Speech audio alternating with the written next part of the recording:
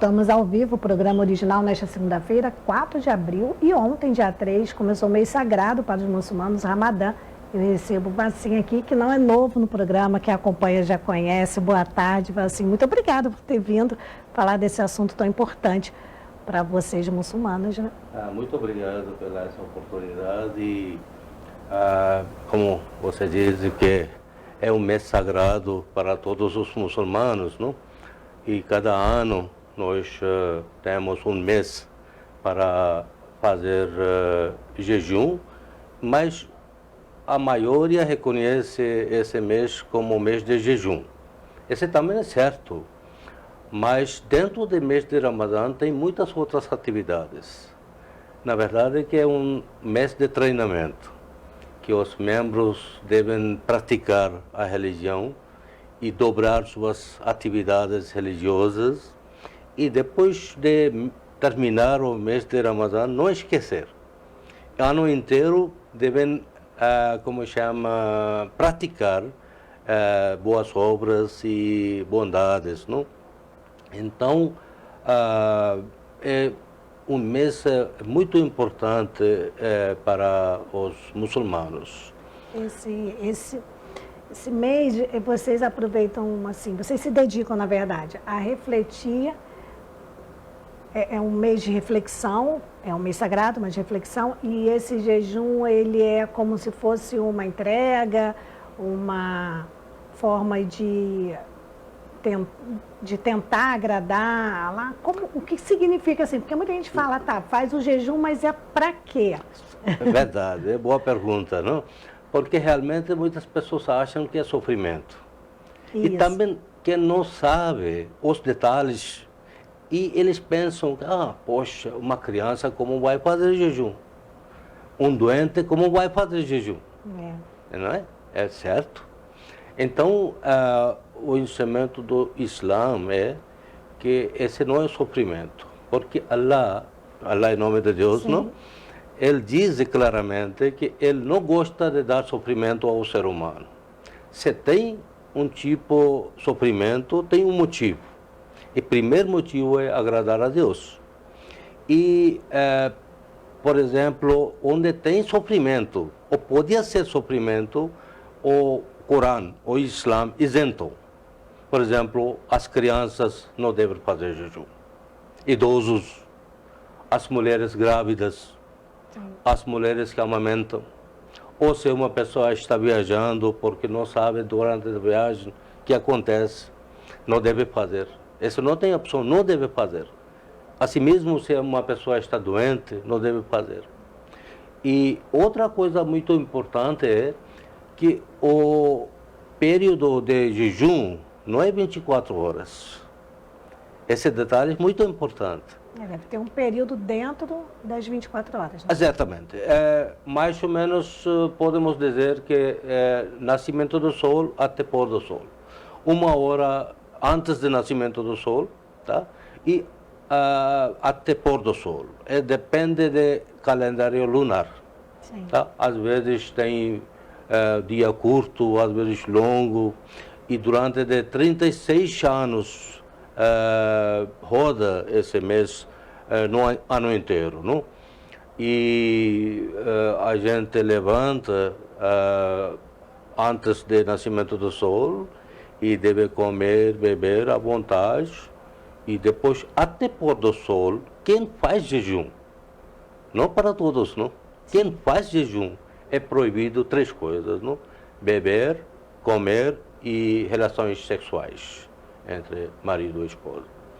Então, mas a partir de que abriu o jejum, logo a pôr do sol, está livre, tem vida normal. Então, é mais ou menos 12 a 14 horas aqui no Brasil. Não é tão difícil. Entendeu? Assim. Para quem está com saúde, não é tão difícil. Inclusive, o jejum é para quem tem saúde. Quem está doente não deve fazer. Tá? É certo que os muçulmanos possam, mas não é certo. Tá? Islã não fixou uma idade, tá? Mas quando está adulto, tá? A partir de 15, 18 anos. E depende de cada pessoa também, não? Sim. Às vezes uma criança pega saúde logo, então deve fazer. A magia, aqui em Petrópolis já está há alguns anos, o senhor é presidente lá, tem uma mesquita linda, gente, que serve até de ponto turístico ali já... Na Estrada da Saudade. Ali é a Estrada da Saudade. No início da Estrada da Saudade. Já estive lá. Que 215. Me deu Isso. Tá, está aberta para todo o público para visitar. Menos agora, que vocês estão no período do Ramadã. Depois pode? Não. Pode também? Durante o Ramadã também pode. Sim, visitar? Qual o horário que as pessoas podem visitar? Em geral, esse é horário comércio, não? Então, mas é bom antes ligar para só avisar, então, para receber bem. E telefone é 2242-1385 ou pelo WhatsApp 24DDD e 999-060929. Então, bem-vindo a todos. Para quem não conhece, claro que a gente sabe que a religião muçulmana ela é conhecida no mundo inteiro, mas tem pessoas que nunca se atentaram em pegar uma informação, fica só com informação de telejornal e tal. Para vocês, o ano começa quando me falhou o ano, mas quando chega o Alcorão para vocês, né? Quando o profeta recebe o Alcorão, não é isso? Que começa o ano de vocês? Quando começa o ano? Sim. Porque tem uma diferença aí de tempo, né? Nós usamos dois calendários. Porque o calendário cristão... Cristão também. Dia a dia, por exemplo, para fazer orações e para muitas outras atividades, não? Usamos calendário cristão. Mas para fazer jejum e outras festas, onde tem benefício para membros, usamos calendário islâmico. Então, nós usamos os dois, porque na nossa visão não tem diferença. Islã é continuação do cristianismo. Entendeu? Então, o Sagrado Alcorão diz, inclusive tem uma crença básica, que, aproveitando rapidinho, eu vou dizer que tem 6 crenças básicas, e primeira coisa é a unicidade de Deus, que Deus é único, e segunda crença básica é acreditar todos os profetas anteriores, e acreditar todos os livros anteriores, inclusive a Bíblia também, e outros livros divinos também, e acreditar em anjos, acreditar em vida após a morte, e acreditar no destino. E quem Vocês acreditam em vida após a morte? Não sabia. Sim, mas esse não significa reencarnação. Tá. Deixar claro, porque quando fala vida após a morte, aí né, os espíritas já pensam, reencarnação. Porque na Índia tem uma religião que eles acreditam que uma pessoa volta nesse mundo, mas não. Não. Quando digamos vida após a morte, significa outra vida, espiritualmente. Espiritualmente. Onde e como ainda não sabemos, tá? Mas tem. E cada um tem que enfrentar dia de juízo, tá? E cada um tem que pagar de suas obras, não? Porque uma pessoa pode fugir aqui da lei, mas não pode fugir da lei de Deus. Isso. Então, essa crença é muito importante, a vida após a morte. Se uma pessoa tem essa crença, então, se alguém olhando ou não, observando ou não, mas o coração dele está observando e vai corrigir e vai avisar que um dia tem que ficar frente a Deus. Então, essa crença é muito importante, mas isso não significa que uma pessoa volta nesse mundo. E através dessas crenças básicas, quando uma pessoa acredita, entra no Islã ou fica muçulmano, não? Porque quem segue Islã, ele se chama muçulmano. Isso. Então, para praticar religião, tem 5 pilares, dia a dia. E primeiro é a declaração da fé, que Deus é único e o profeta Muhammad é mensageiro de Deus. Sim. E segundo pilar é oração, que nós rezamos 5 vezes por dia, e o jejum é terceiro pilar, que estamos, nesses dias estamos passando, não? E quarto pilar é contribuição, e quinto pilar é peregrinação a Meca, pelo menos uma vez na sua vida, mas tem condição que deve ter condição de saúde e financeira. Porque se a pessoa não pode, como é que ela vai lá? É verdade, porque esse não é uma bondade que uma pessoa vai lá e sua família sofre. Ou você está doente, então como que vai fazer? Então aqui são 5 pilares, não? E como você diz que aqui, em geral, tem uma imagem negativa do Islã, não? Que como fosse de terrorismo ou alguma coisa, mas nada a ver. Tem duas situações que deixam o Islã de uma maneira ruim no Ocidente, em geral. Principalmente na América Latina, as pessoas ainda, por estar mais longe, só têm a visão mesmo, né, dos meios de comunicação e da internet, obviamente, do terrorismo, e também de como as mulheres sofrem, as mulheres que vivem no Islã, como elas são subjugadas, como elas não têm autonomia, não têm vontade própria. Então, são duas imagens que eu acho que a gente até conversou isso no ano passado. Porque cada sessão... Infelizmente, assim, já melhorou um pouquinho, mas é muito difícil ainda falar de Islã sem pensar nisso. Não, se Deus quiser, depois, quando eu tenho oportunidade, inclusive posso chamar minha esposa, trazer e fazer entrevista com ela e explicar sobre os direitos das mulheres no Islã, tá? Porque, como questão de terrorismo, a palavra Islã significa paz, literalmente. E nosso cumprimento é Assalamu alaikum. A paz de Deus esteja com você. Sim. É uma imagem negativa que Islã fosse uma religião de terrorismo, nada a ver.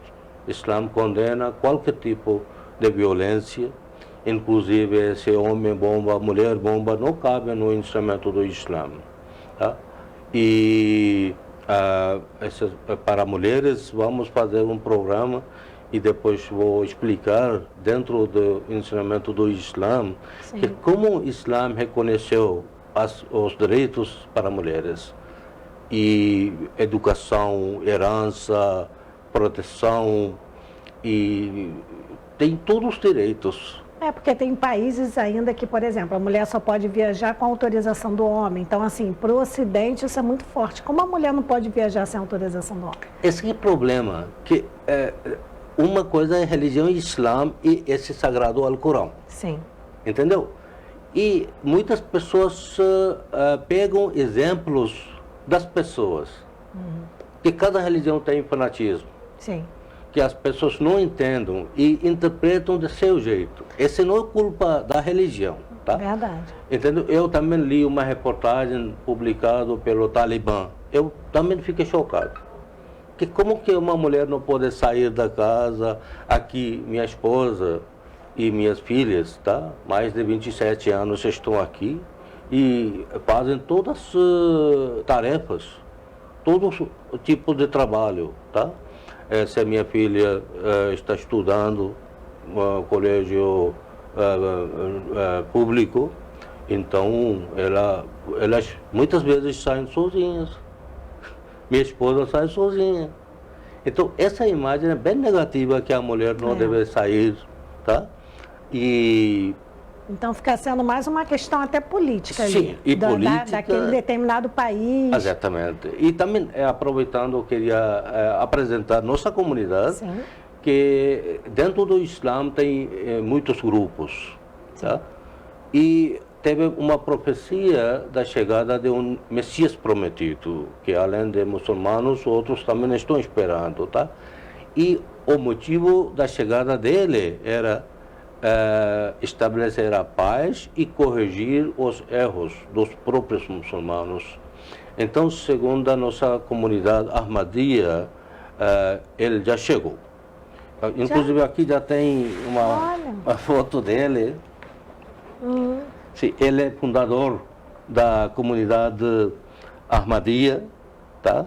Ele nasceu 13 de fevereiro 1835, na Índia, e ele fundou essa comunidade 23 de março de 1889.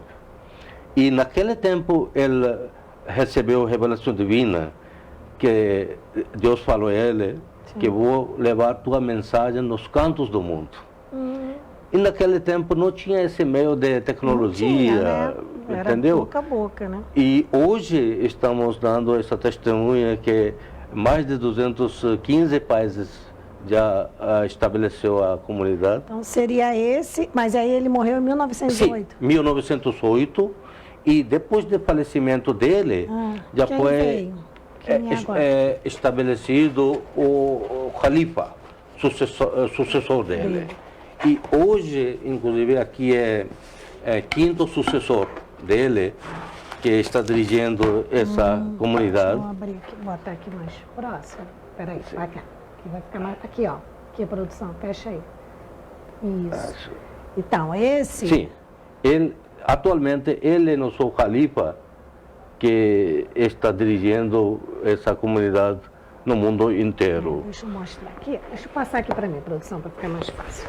Vai, fecha aqui mesmo. Então, esse, qual o nome dele? Que é o nome? Hazrat é sua santidade, não? E ele está onde? Em Londres. Londres. Atualmente está em Londres e de lá está dirigindo essa comunidade no mundo inteiro. Mas aí, então, ele tem essa... Então, no caso, para vocês na Terra, agora é ele. Sim. Só para a gente entender. Sim. E aí, a profecia dele agora é qual? Para o mundo. Tem alguma profecia para o mundo? Porque os cristãos têm lá, o livro da Bíblia tem o Apocalipse. Sim. No, para nós, já ele chegou. Inclusive, ele avisou o mundo que devem voltar a Deus, fazendo boas obras. Sim. Tá? Inclusive, ele fez uma profecia que se as pessoas não vão ouvir a palavra divina e não vão mudar suas obras, então Deus vai mandar terremotos, enchentes e essas coisas. E, então é parecido, né, com o que tem no Apocalipse. Sim, porque nós acreditamos que ele veio como segunda vinda de Jesus Cristo. Entendi. Entendeu? Então, exatamente essas profecias. Então, para vocês, o Messias já chegou. Já chegou. Já chegou. Tem todas essas profecias. Sim. Só que a gente ninguém sabe o tempo, né? O tempo de Deus, né? Ninguém sabe quando vai acontecer. Sim. E para nós já chegou.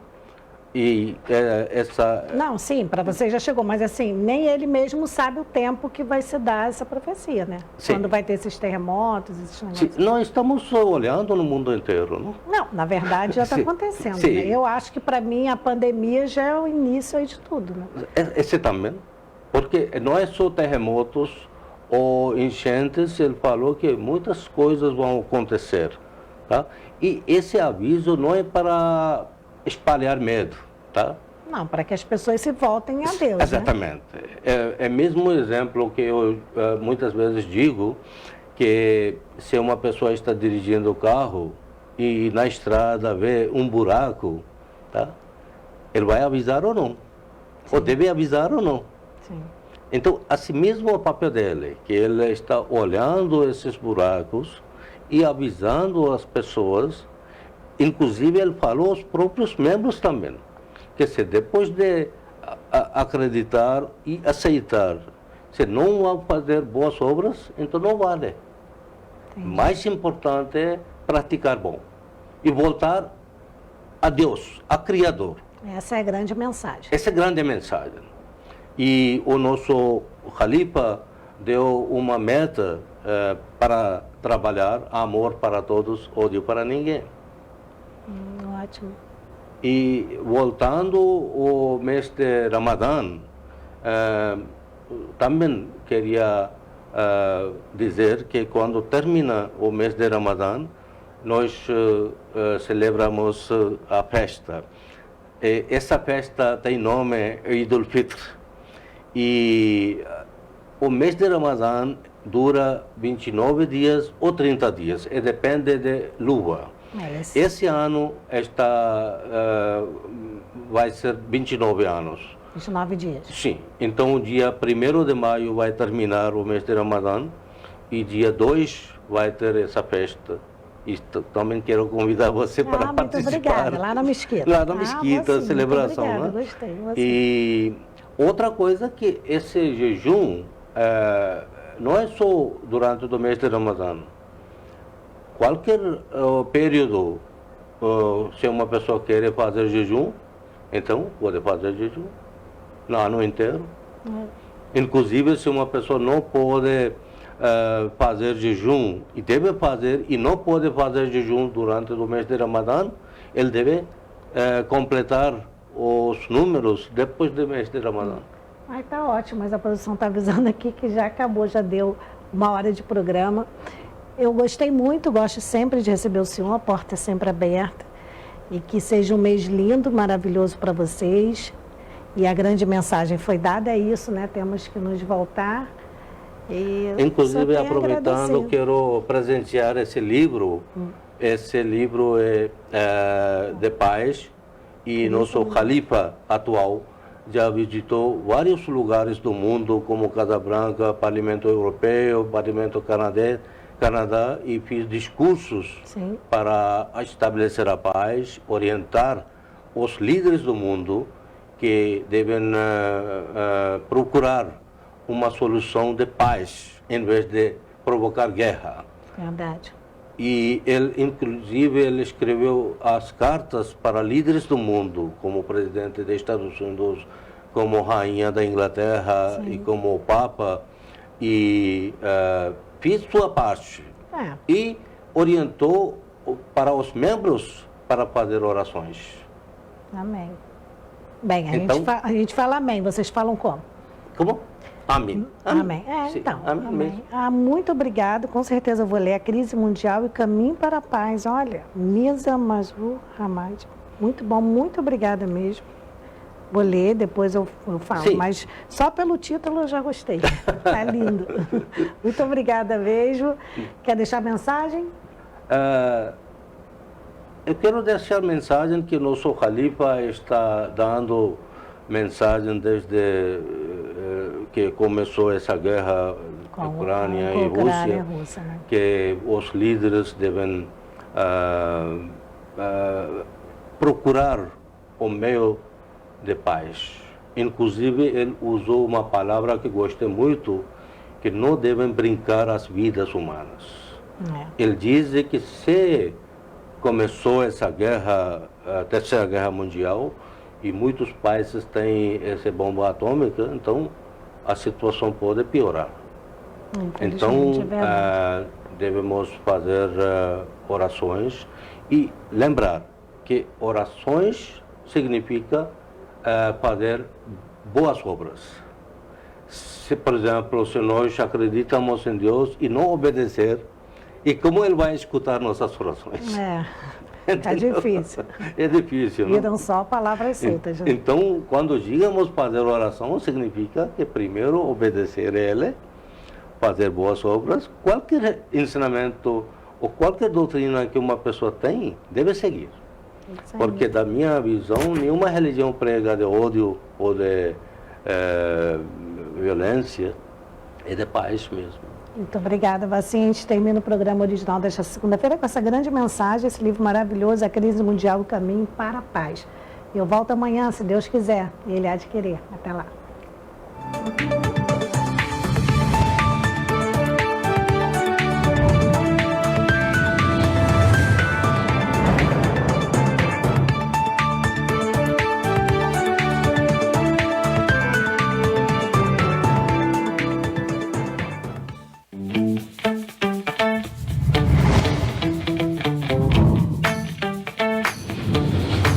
TVC, a TV do Correio da Manhã.